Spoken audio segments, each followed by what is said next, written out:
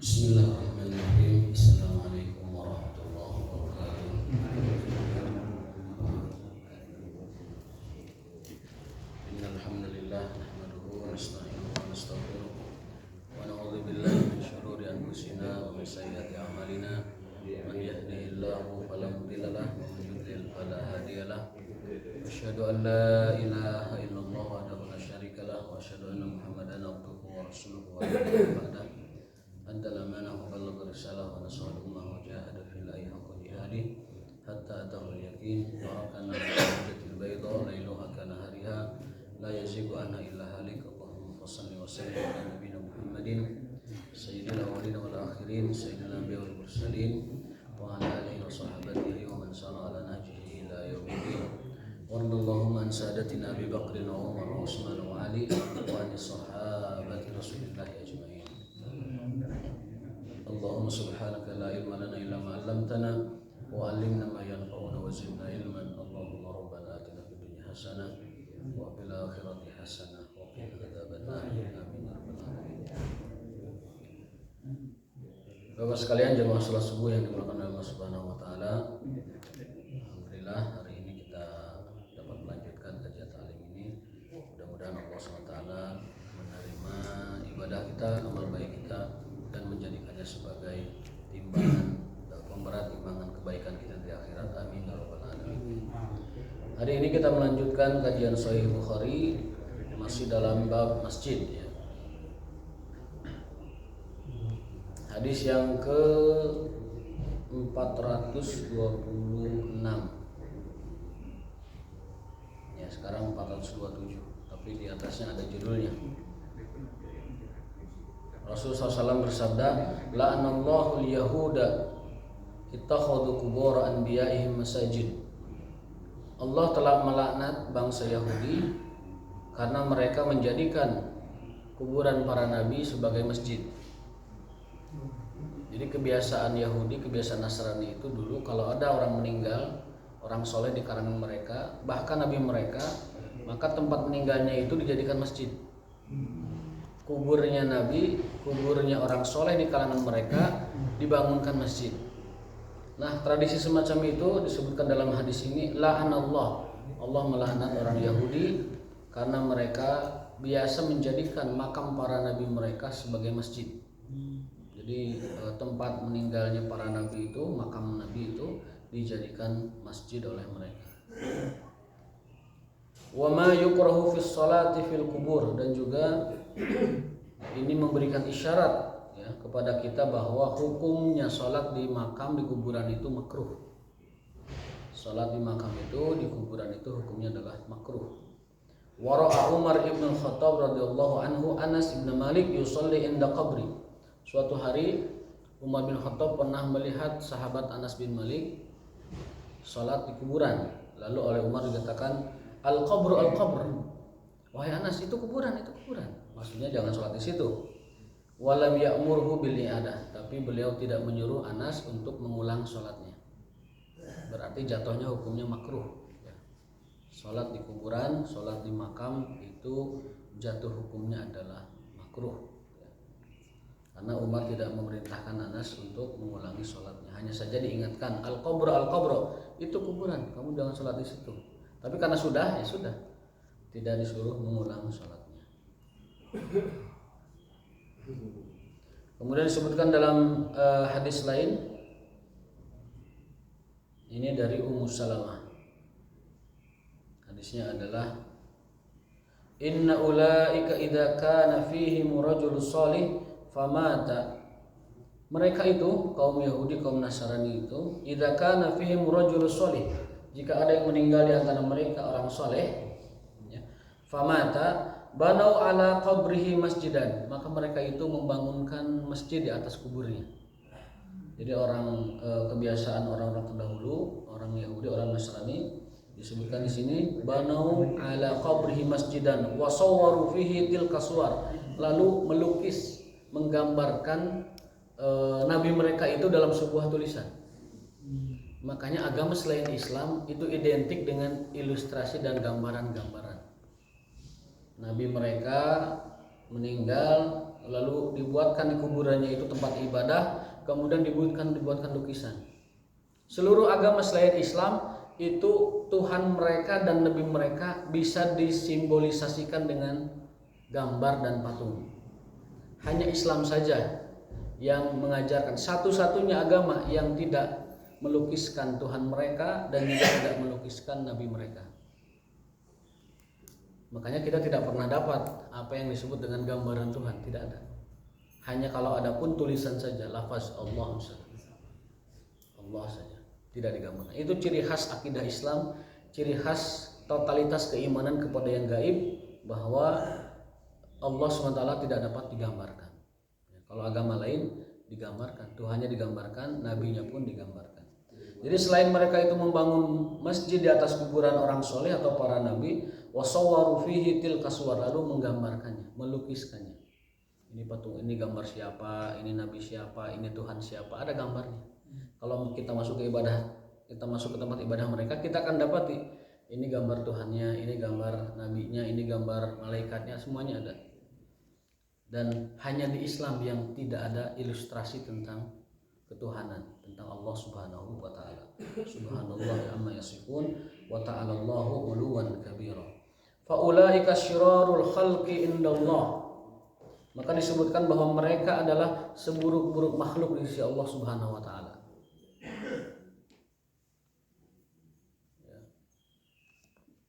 Wa yaumul qiyamah, nanti di hari kiamat. Mereka adalah seburuk-buruk makhluk Allah kelak di hari kiamat. Kita umat Islam jangan mengikuti cara dan tradisi mereka, menjadikan kuburan orang soleh menjadi masjid atau kuburan Nabi menjadi masjid, kemudian menggambarkan rupa Nabi itu, lalu menggambarkan rupa orang soleh itu, lalu gambar mereka ada di sekitar kuburannya. Itulah bukan kebiasaan kita orang-orang Islam, karena itu dulu diawalinya oleh orang-orang sebelum kita. Hadis yang ke-429, as-shalah fi marabidil ghanam. Hukum salat di tempat-tempat tambatan unta. Jadi unta itu kan punya tempat tambatan, punya tempat diikat gitu ya. Parkir ya, parkiran unta. Jadi hukum sholat di parkiran unta, ya, tambatan, tempat ikat. Jadi paling mudahnya punya parkiran, gitu. Parkiran unta gitu. Cuman parkiran unta mungkin nggak ada biaya parkir ya. Tidak perlu bawa 2.000 kalau unta parkir mah ya, tidak perlu. Nah itu hukumnya adalah boleh. Sholat di parkiran unta itu hukumnya adalah boleh. Disebutkan di sini. Ra'aitu Ibnu Umar yusolli ila ba'irihi faqala ra'aitu nabiyya yaf'aluhu. Ibnu Umar pernah sholat di tambatan unta, bahkan menghadap untanya, menghadap dalam arti kata menghadap kiblat, tetapi untanya itu di depannya gitu. Dan Ibnu Umar mengatakan bahwasanya ra'aitu nabiyya yaf'aluhu. Aku melihat Nabi SAW pernah melakukan hal itu. Artinya apa? Hukum sholat di parkiran unta itu boleh. Terutama mungkin yang saya pahami ini kalau kita di perjalanan ya. Kita di perjalanan, kemudian kita menambatkan unta, supaya untanya itu tidak jauh dari tempat kita singgah, khawatir ada yang maling ataupun kabur, ya sholatnya di tempat unta parkir itu ya. Jadi tidak apa-apa. Akhirnya itu jelas konteks dan ceritanya. Waalaikumsalam. Enggak, kalau buat cai-cai mah ya enggak.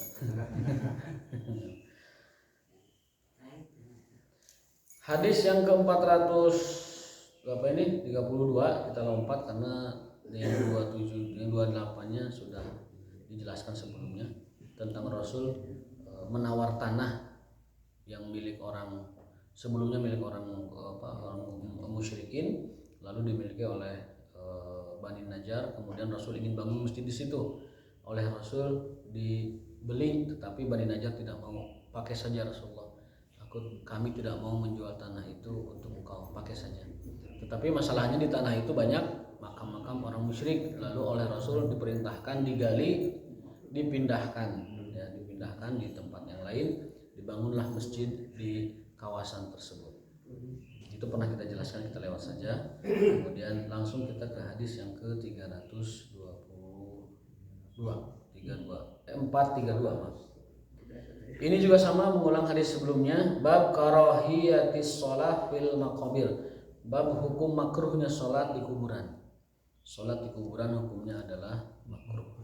Berdasarkan hadis dari Nabi SAW riwayat Ibnu Umar, ij'alu fi buyutikum min salatikum. Kata Nabi, kalau kamu mau salat, maksudnya selain di masjid, salat sunnah dan sebagainya, salatlah di rumah. Ij'alu fi buyutikum min salatikum wa la tattakhiduha kuburan. Jadi kalaupun kita mau salat selain salat wajib di masjid, maka ya silahkan di rumah salatnya. Tidak salat menyengaja kemudian datang ke kubur, salat di kubur. Itu hukumnya adalah makruh. Kenapa hukum makruh? Karena pada sejatinya seluruh tanah Allah itu adalah masjid. Di antara keutamaan umat Rasulullah itu seluruh bumi Allah itu masjid. Boleh dijadikan tempat sholat. Hanya saja untuk kuburan itu hukumnya makruh. Karena satu dan lain hal, terutama khawatir membuka pintu pintu kemusyrikan, membuka ke arah sana. Meskipun belum ke arah sana, tapi dikhawatirkan membuka ke arah sana. Apalagi dikhawatirkan dia punya perasaan-perasaan lain, misalkan di tempat itu angker atau lain sebagainya, sehingga perasaan itu dapat mengganggu ibadah sholat dia. Walhasil kesimpulannya bahwa sholat di kuburan hukumnya adalah makruh. Kata Nabi, kalau kalian hendak sholat, maka silahkan di rumah. Afdalnya di masjid. Kalau kita mau melakukan sunnah di rumah, dan jangan menjadikan kuburan sebagai tempat sholat, karena hukumnya adalah makruh. Lalu berikutnya adalah tentang hukum sholat di tempat yang dulu pernah kena azab. Ini pernah saya baca apa misalnya ya? Pernah ya? Wa yadhkur anna Aliyan radhiyallahu anhu karihas sholata bi khasafi Babil. Ali bin Abi Thalib radhiyallahu taala anhu memakruhkan sholat di tempat kaum yang dulu pernah kena azab. Khasfi Babil itu adalah dulu di daerah Babilonia itu pernah terkena khasab, terkena di bumi ratakan oleh Allah Subhanahu wa taala.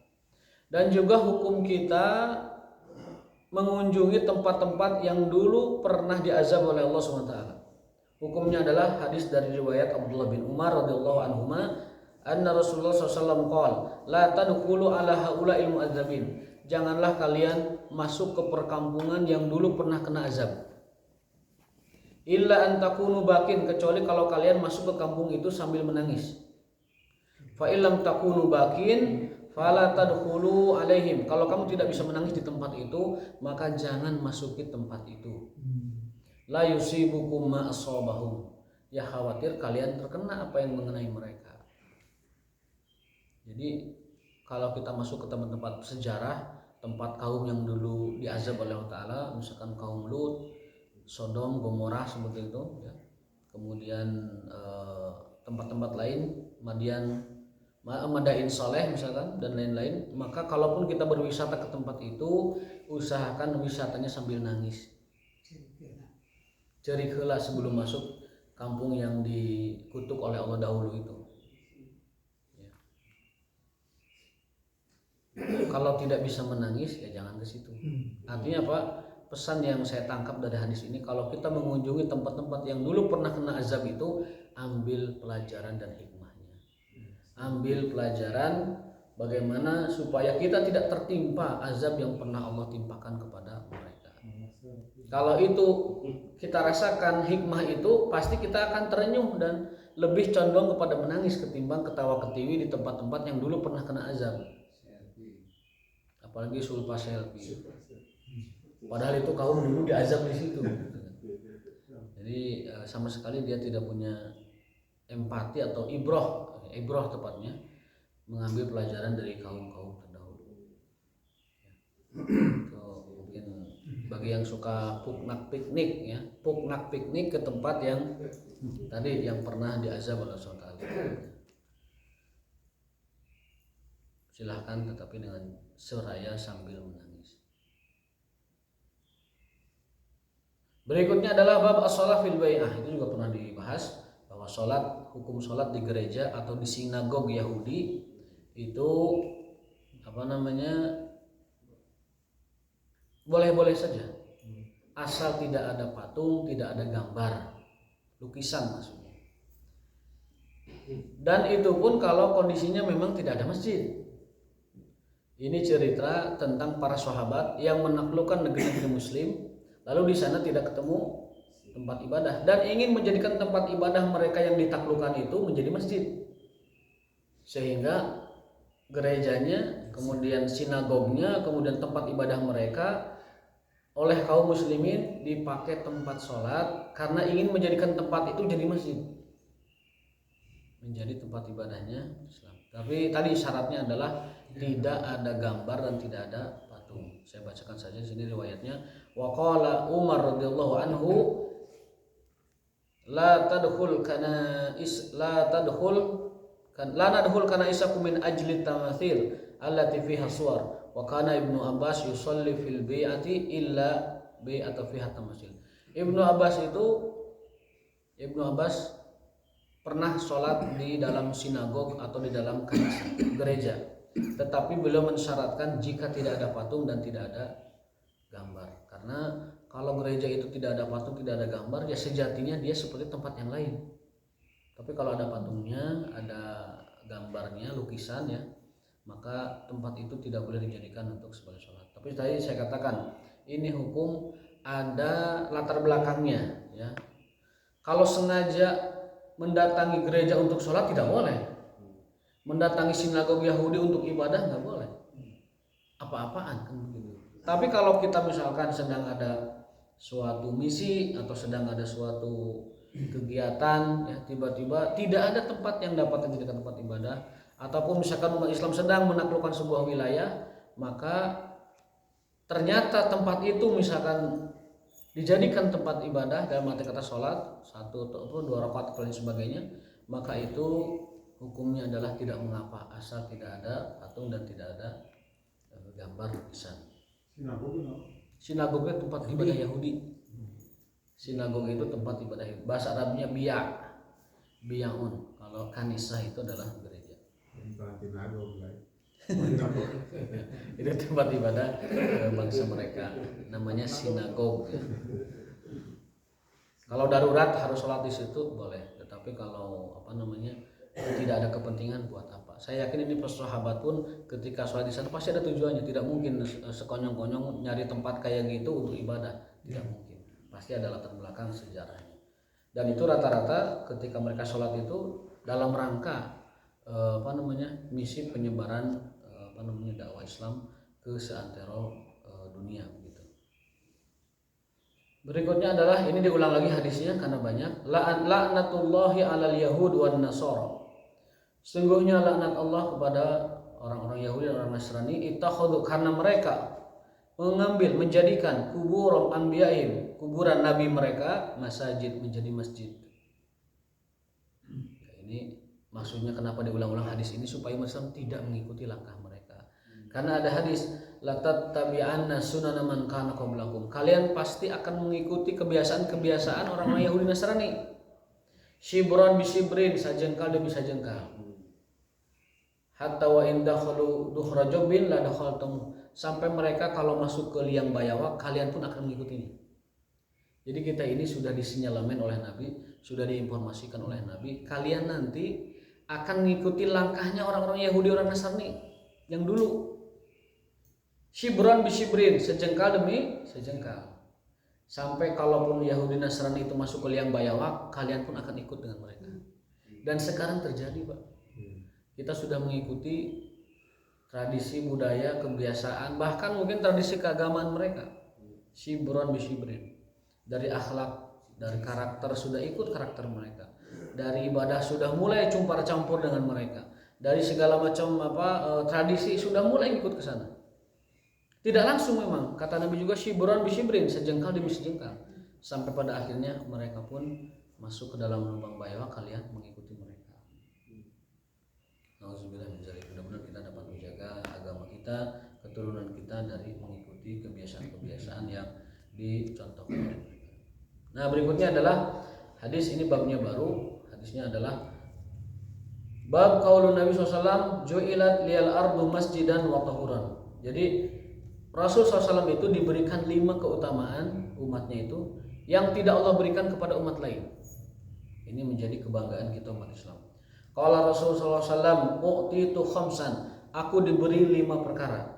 Lam yu'tahunna ahadun minal anbiya, yang itu tidak diberikan kepada nabi-nabi sebelumku. Yang pertama, nusirtu birru'bi masirata syahrin. Aku ini ditolong oleh Allah dengan rasa takut yang ditanamkan ke dada musuh sejauh sebulan perjalanan. Jadi 1 dari 5 keutamaan umat Rasulullah itu, umat lain kalau sudah mendengar umat Islam 1 bulan sejarak itu, mereka sudah takut. Nusirtu birru'bi, aku ditolong oleh Allah dengan rasa takut yang ditanamkan di dada-dada musuh. Jadi kalau Rasulullah SAW di Madinah mau perang dengan orang Quraisy, itu jarak sebulan perjalanan, orang Quraisy sudah takut duluan. Umat Islam mau perang dengan Romawi, maka sebulan sebelum mereka bertemu, itu mereka sudah dilanda ketakutan yang dahsyat. Sudah dilanda kegemetaran yang dahsyat. Kata Nabi, aku ditolong oleh Allah dengan rasa takut yang ditanamkan ke musuh sejauh sebulan perjalanan. Itu yang pertama. Yang kedua, waju'ilat liyal ardu masjidan, dan dijadikan seluruh muka bumi sebagai masjid. Itu keutamaan umat Rasulullah SAW. Jadi dimanapun tempat itu, asalkan bukan di kamar mandi, maka semuanya adalah masjid-masjid Allah Subhanahu wa Ta'ala. Di lapangan, di jalan, kemudian di kebun, di sawah, padulah di galengan, wis di jungkel. Di semua tempat adalah masjid-masjid Allah Subhanahu wa Ta'ala. Kecuali tadi kuburan hukumnya makruh dan kamar mandi hukumnya tidak boleh. Adapun yang lain, maka semua tempat-tempat Allah itu adalah masjid. Wa ju'ilat liyal ardu masjidan wa tahuran, dan suci. Itu yang kedua. Yang ketiga, wa ayyuma rajulin min ummati adrakathu shalah falyusalli. Ini menerangkan bahwa semua tanah itu adalah masjid. Dimanapun seseorang mendapati waktu sholat, maka hendaklah sholat di tempat dia itu sedang berada.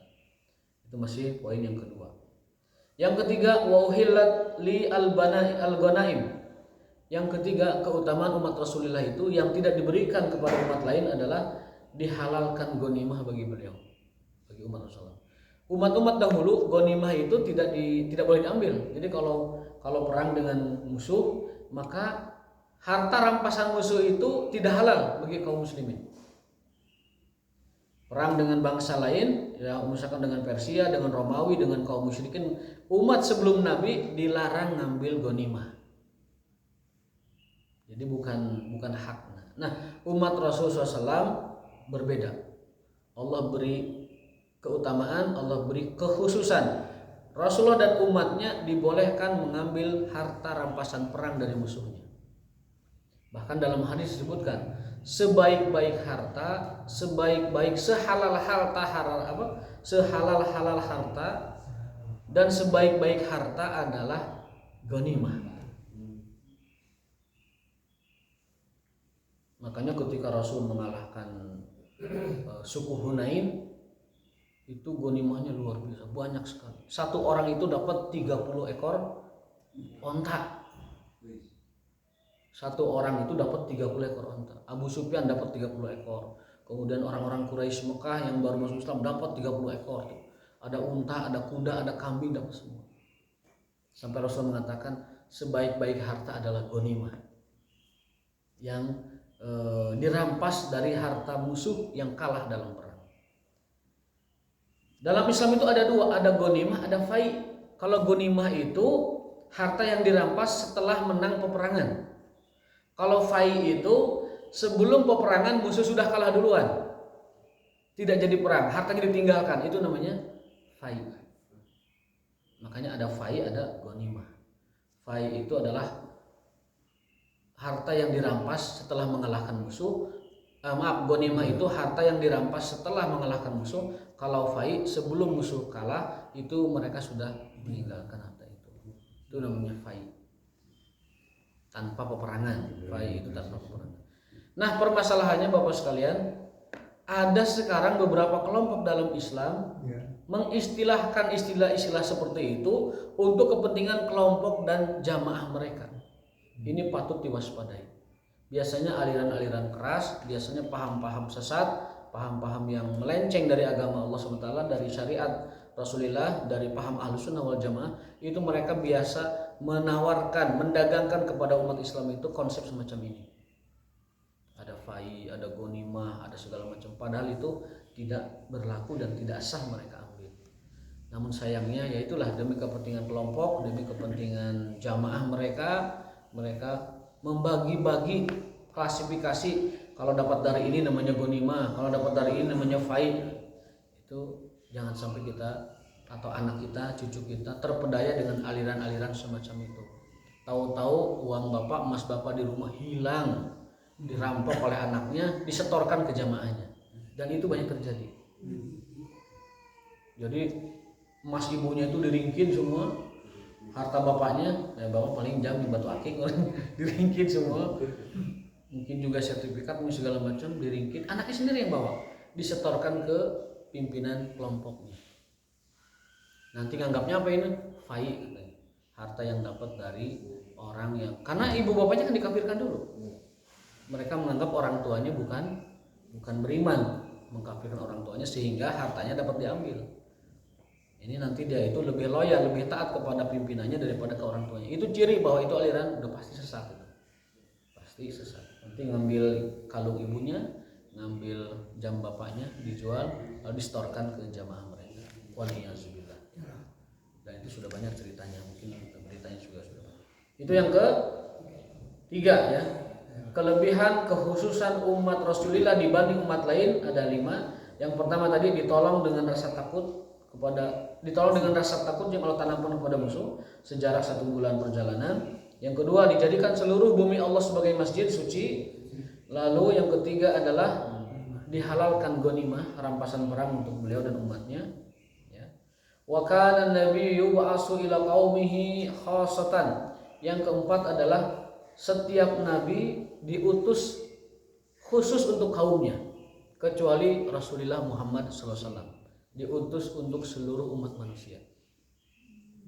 Semua nabi dari Adam sampai Isa bin Maryam itu diutus khusus untuk kaumnya saja.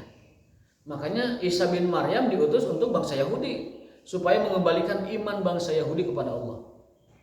Nabi Musa diutus untuk Bani Israel, Nabi Isa untuk Bani Israel, Nabi Ibrahim untuk kaumnya, Nabi Nuh untuk kaumnya. Seluruh nabi dan rasul diutus untuk memperbaiki kaumnya, kecuali Muhammad Rasulullah sallallahu alaihi wasallam. Beliau diutus untuk seluruh alam semesta. Kafah itu seluruh alam semesta. Kafatan nasi wal jin, bahkan bukan hanya seluruh semesta manusia, tetapi jin juga nabi rasulnya adalah Muhammad. Jadi nabi kita ini adalah nabi untuk seluruh umat manusia dan bukan hanya satu kaum. Dan juga nabi kita ini diutus untuk manusia dan juga bangsa jin semuanya. Berarti bangsa jin harus taat kepada Rasulullah. Manusia harus taat kepada Rasulullah. Itulah kekhususan Nabi Muhammad dan umatnya, bahwa beliau adalah nabinya manusia dan nabinya jin. Bahwa beliau adalah nabinya seluruh umat manusia. Makanya beliau bersabda, setelah aku diutus, lalu masih ada orang Yahudi, orang Nasrani yang masih kafir, kata Rasulullah, tempat mereka tiada lain adalah neraka. Ma min Yahudiyin wala Nasraniyin sami'a bima ji'tu bihi walam yu'min bi illa dakhalan nar. Tidak ada orang Yahudi, tidak ada orang Nasrani, mereka tahu aku telah diutus dan mereka tidak iman kepadaku, kecuali nanti akhir nasib mereka adalah neraka. Kalau kita umat Islam mengimani seluruh nabi, Pak, dari zaman Nabi Adam sampai Nabi Isa kita imani. Nabinya Yahudi kita imani, siapa? Musa, Daud dan Sulaiman, kita imani semuanya. Nabinya Nasrani siapa? Isa, kita imani. Dari Adam sampai Isa kita imani. Bedanya kita dengan mereka, kita ini mengimani Nabi terakhir yakni Muhammad SAW, sementara mereka menolak mengimani Nabi Muhammad SAW. Itu perbedaan yang paling pondasi kita dengan Yahudi Nasrani. Tuhannya Yahudi, Tuhan dan Nasrani pada hakikatnya Allah sama. Hanya saja mereka mensyubhatkan ketuhanan mereka. Seperti dalam Nasrani, Tuhan Allahnya itu ditambah. Ada Tuhan A dan Tuhan B sehingga 3. Wa yaquluna salisun salasa. Mereka mengatakan Tuhan itu 3. Salisun salasa, 1 dalam 3, 3 dalam 1. Orang Yahudi juga Tuhannya itu Allah, tetapi pemahaman Allah mereka sudah mulai bias dan syubhat. Nah, bedanya kita ini dengan diutusnya Nabi Muhammad SAW, dikembalikanlah agama umat manusia kepada agama tauhid, kepada agama Allah yang semurni-murninya dan sebersih-bersihnya. Dikembalikan kita kepada agamanya Nabi Ibrahim alaihissalam, agama tauhid, dan kita mengimani seluruh nabi dan rasul. Lalu yang kelima, di antara kekhususan Nabi Muhammad dan umatnya adalah u'titu syafa'ah. Aku diberikan syafaat yang tidak diberikan kepada seluruh nabi dan rasul sebelumnya. Itu 5 keutamaan Nabi Muhammad. Syafaat Nabi itu ada berapa? Ada 2. Ada syafaat uzma, ada syafaat khassah. Syafaat uzma itu syafaat agung untuk siapa? Untuk seluruh umat manusia. Semua umat manusia akan dapat syafaat. Apa bentuknya? Bentuknya adalah Rasulullah SAW memintakan kepada Allah agar cepat hisab itu diadakan. Karena manusia sudah saking lama menunggu di padang mahsyar dalam keadaan tersiksa. Matahari didekatkan, setiap orang mandi keringat. Bahkan orang-orang yang bermain dengan riba, makan renter, dia dibangunkan di kolam darah. Orang yang suka makan renten, makan riba, itu nanti dipucunghulkeun nanti di balong getih. Karena mereka biasa menghirup darah manusia. Mereka semua sengsara. Setelah itu mereka berdiri satu-satu di padang mahsyar, menanti hari penghisaban, hari penghitungan satu demi satu. Hari penghitungan satu demi satu. Miliaran manusia kumpul di padang mahsyar menanti hisab, dipanggil satu-satu. Wa kulluhum atihim yaumal qiyamati farda, dan setiap orang mendatangi Allah di hari kiamat farda, satu-satu. Semua orang kepayahan dengan mandi keringatnya, dengan matahari yang panasnya, dengan segala macam siksa, dalam arti kata kepayahan di padang mahsyar menanti hisab. Nah, turunlah syafaat Rasul. Apa syafaatnya? Ya Rabbi, segera percepat hisab. Maksudnya segera adakan hisab, mulai hisab, supaya mereka tidak terlalu kepayahan di padang mahsyar. Akhirnya hisab segera diadakan. Itu namanya syafaat uzma Rasul SAW. Lalu yang kedua ada syafaat khusus. Syafaat khusus itu untuk umatnya saja. Dan itu dibagi 3. Ada syafaat untuk orang beriman yang hampir masuk neraka, bahkan sudah ditulis ahli neraka, lalu diselamatkan dan dia masuk surga. Itu yang pertama. Yang kedua untuk umatnya yang melakukan dosa besar, lalu dimaafkan oleh Allah berdasarkan syafaat Rasulullah SAW. Yang ketiga bagi umatnya yang sudah nyemplung di neraka, disiksa di neraka, lalu ditolong oleh Rasulullah SAW, meminta kepada Allah, selamatkan umatku. Inu itu dan inu jadi ini dan itu jadi inu ya. Itu 3 syafaat khusus Rasulullah SAW. Yang pertama bagi orang Islam yang sudah nyemplung ke neraka diambil lagi. Yang kedua syafaat bagi pelaku dosa dari kaum muslimin yang antara dosa pahalanya ini hampir-hampir seimbang gitu. Lalu Rasul bantu dengan syafaat dan dia masuk ahli surga. Yang ketiga ini bagi orang yang sudah ditakdirkan, sudah ditulis ahli neraka tetapi dimintakan syafaat Rasul, lalu Allah selamatkan, tidak jadi masuk neraka. Maka kita ini sangat-sangat memerlukan dan membutuhkan syafaatnya Rasulullah SAW. Caranya bagaimana? Perbanyak sholawat. Barang siapa memperbanyak sholawat kepada Rasul, halat lahum syafaati yaumal qiyamah. Dalam hadis lain, wajabat lahu syafaati yaumul qiyamah. Wajib bagi orang tersebut yang banyak sholawat, wajib bagi mereka, wajib bagi dia mendapatkan syafaatku di hari kiamat. Maka jangan malas bersholawat. Minimalnya kita bersholawat, ya mudah-mudahan nanti di akhirat dapat syafaat. Dan orang kan tidak bunuh, amalan kita teh bawa-bawa, amal baik amal buruk nanti kita dah masih seimbang. sholat tapi maksiat jalan gitu ya, kemudian gitu kan, tahajud tapi maksiat masih jalan. Nah kita kan khawatirnya kita timbangan. Nah dengan syafaat Rasulullah SAW dibantu kita menjadi ahli surga, karena mendapatkan syafaat yang Rasul mintakan kepada Allah. Dan syarat syafaat itu dalam ayat illa liman irtada min rasulin. Ya. Dalam ayat lain juga dikatakan gimana? Man dzalladzi yashfa'u indahu illa bi'izni. Man dzalladzi yashfa'u indahu illa bi'izni. Ayat kursi. Jadi syafaat Allah itu kepada Rasulullah bi'izni, dengan izin Allah. Artinya orang yang dapat syafaat itu satu sudah mendapatkan keridhaan Allah, yang kedua Rasulnya sudah dapat izin dari Allah memberikan syafaat. Maka ini syarat mutlak. Biizni, izin Allah, yang kedua dan ridhonya, yang Allah ridhoi orang itu dapat syafaat. Baru Rasul bisa memintakan syafaat. Maka tetap pondasi awal dari syafaat itu adalah ridho Allah SWT dan izin Allah SWT. Lalu diberikan kepada Rasul, silahkan kamu beri syafaat siapapun yang kamu kehendaki.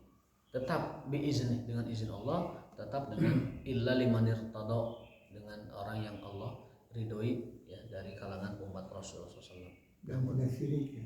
Nah, Tidak syirik. ya tidak syirik berarti masuk kategori Allah ridhoi kan begitu. Allah ridhoi, Allah izinkan seseorang mendapatkan syafaat. Caranya tadi perbanyak sholawat, ikuti sunnah Rasul SAW, karena bagi mereka halat lahum syafaati yaumal qiyamah. Itu 5 keutamaan umat Muhammad dibanding umat-umat yang lainnya. Kita ulangi. 1, hilap deui. 2, teu emot. 3 tunduh. 4 hoyong ngopi. 5 hiji keutamaan kekhususan umat Rasul dibanding umat lain. 1, ditolong dengan rasa takut sejauh sebulan perjalanan. Yang kedua, dijadikan seluruh tempat bumi Allah itu sebagai masjid sehingga bisa sholat di mana aja. Yang ketiga, dihalalkan ghanimah. Yang keberapa itu? Yang ketiga. Yang keempat, Rasul diutus untuk seluruh alam, seluruh manusia, jin, manusia, umat semua. Yang terakhir, diberikan syafaat kepada Rasulullah dibanding nabi lain. Ada hadisnya, panjang hadisnya, saya singkat saja. Nanti umat manusia itu di hari kiamat, di hari akhirat itu datang ngabring mendatangi Nabi Adam. Manusia ngabring mendatangi Nabi Adam. Wahai Adam, tolong syafaati kami. Kata Adam apa? ABG gaduh karipuh, kaditu tuh sumpingan Nuh alaihissalam. Bring manusia ke Nabi Nuh. Saur Nabi Nuh, ini hadis sahih riwayat Muslim ya. Nabi Nuh mengatakan, aduh kuring ge aya nanti aya emutanan, mangga sumpingan Nabi Ibrahim. Ibrahim pun sama, dan kamu datangi Nabi Musa. Nabi Musa pun sama, berhalangan tidak bisa memberi syafaat. Lalu diarahkan ke Nabi Isa, bring manusia itu ke Nabi Isa. Wahai Isa, beri kami syafaat, tolong kami dengan syafaatmu. Nabi Isa mengatakan, aku pun tidak bisa, datangilah Muhammad sallallahu alaihi wasallam. Lalu mereka ngabring kepada Muhammad SAW, dan Nabi mengatakan, ana laha, akulah pemilik syafaat itu, akulah pemilik syafaat itu. Maka beliau memberikan syafaatlah kepada umat-umat manusia. Ada syafaat uzma kepada seluruh umat manusia agar disegerakan hisab, supaya tidak lama-lama nunggu di mahsyar, supaya tidak sengsara di mahsyar. Sudah putuskan saja, neraka surganya lebih cepat ketimbang kita lama-lama di mahsyar. Putuskan biar ada kepastian begitu. Maksudnya biar segera kepastian. Lalu Allah Rasul memintakan, ya Allah segera tegakkan mahsyar, tegakkan hisab. Lalu tegakkan hisab.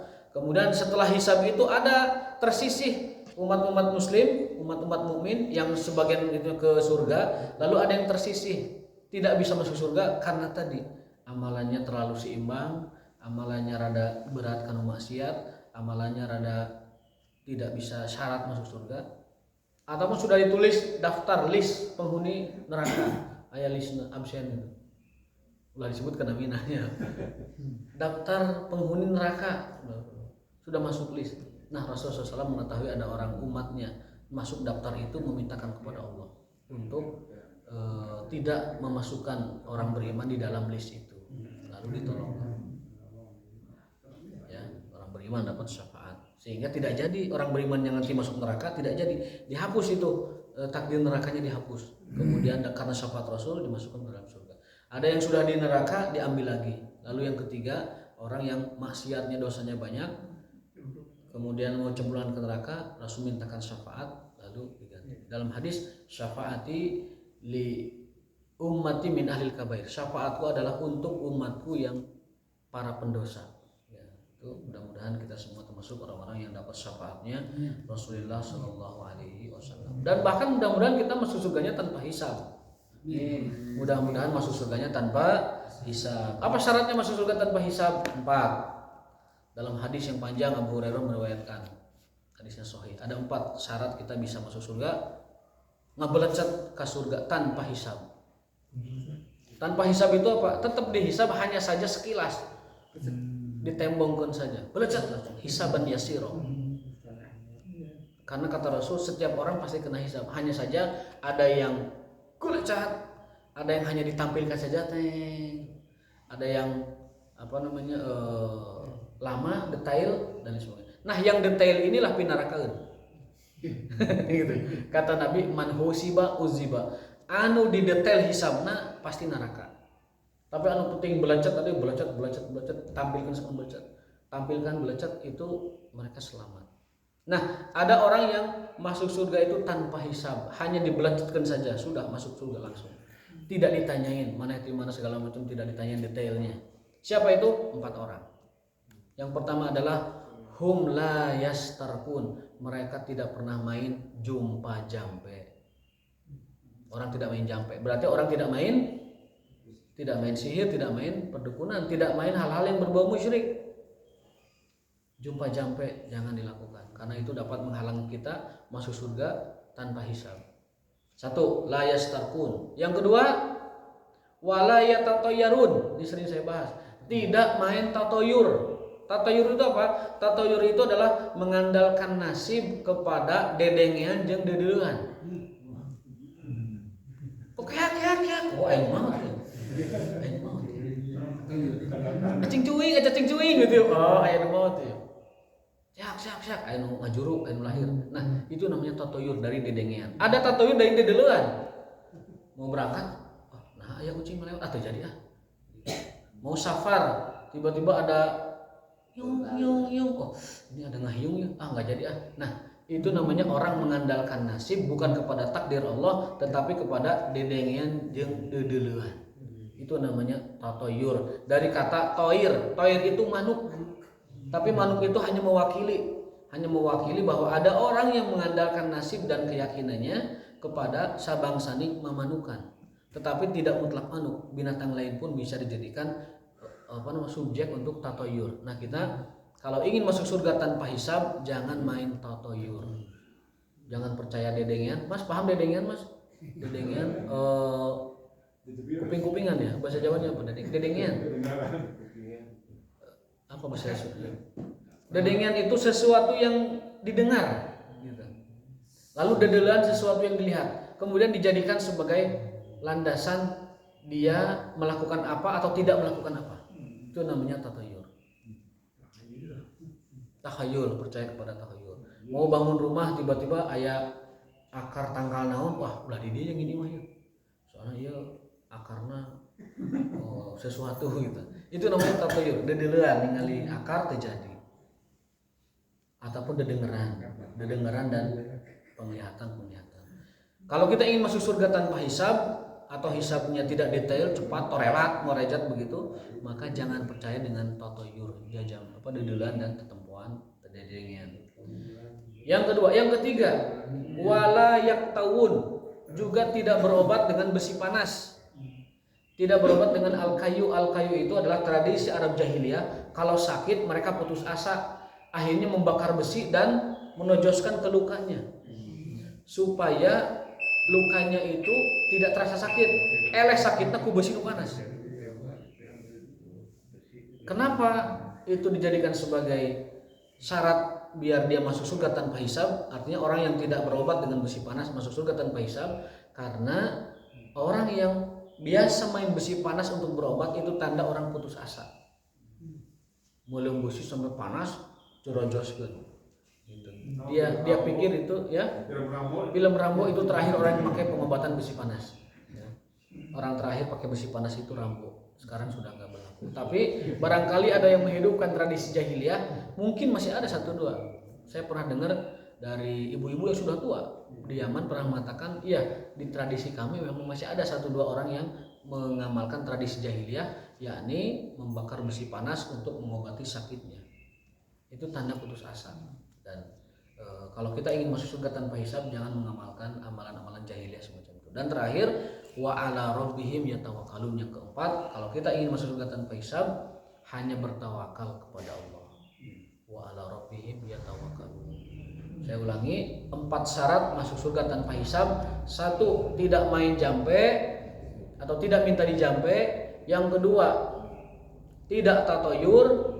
Yang ketiga, tidak main kayu itu bukan kayu basah kita, besi panas ya. Yang keempat, hanya kepada Allah mereka tawakal. Kalau kita memastikan 4 hal ini, insya Allah kita termasuk orang yang masuk surga tanpa hisab. Ya, kita tidak main jampe, tidak minta dijampe, kita tidak main besi panas, kita tidak main tatoyur, hanya kepada Allah kita tawakal, sudah. Insya Allah kita ngabret ke surga tanpa ditanya-tanya acan. Belajar langsung. Mau ditanya. Ini betul. Maksudnya minta jampe. Kalau saya minta jampe ke Pak Ustadz itu gimana? Ya, bukan jampe itu namanya kalau minta doa beda ya. Minta doa itu beda. Nanti saya arahkan Pak Haji baca aja doain di Quran. Misalkan kemarin itu ada doa dari Nabi kalau kita sakit baca Bismillah 3 kali, lalu A'udzubillah wa qudratihi sampai akhir 7 kali. Itu hadisnya sahih dari Rasulullah SAW. Nah kalau itu minta doa yang diajarkan Rasul.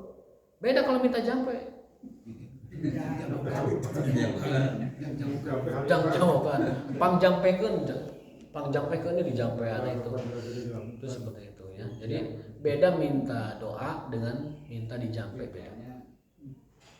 Bedanya ya kalau doa itu dari Quran dan dari hadis. Kalau misalnya ini pakai daun ini Itu mah obat, Mas. Orang podo. Itu bukan jampe, itu mah daun. Misalkan, aduh ini saya luka nih, terkena luka. Minta dong obat herbalnya, nanti kasih daun cincau atau apa gitu. Kutales di daun tales misalkan, nah itu beda, itu kan minta obat. Yang masuk hadis ini adalah la yastarkun, tidak minta dijampe atau tidak main jumpa jampe.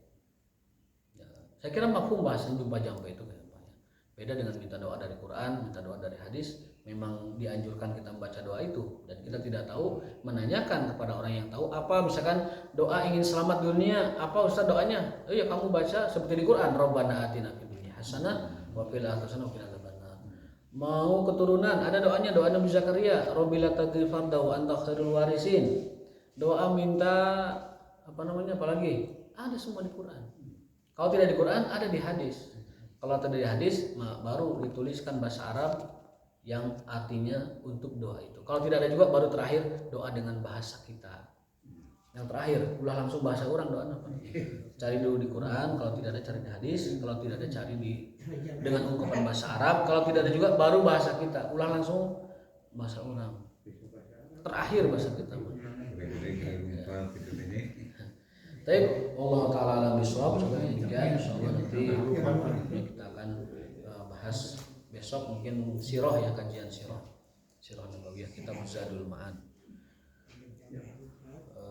Kita tutup dengan Rabbana atina fid dunya hasanah wa fil akhirati hasanah wa qina adzabannar. Subhanakallahumma wa bihamdika asyhadu an la ilaha illa anta astaghfiruka wa atubu ilaik. Assalamualaikum warahmatullahi wabarakatuh.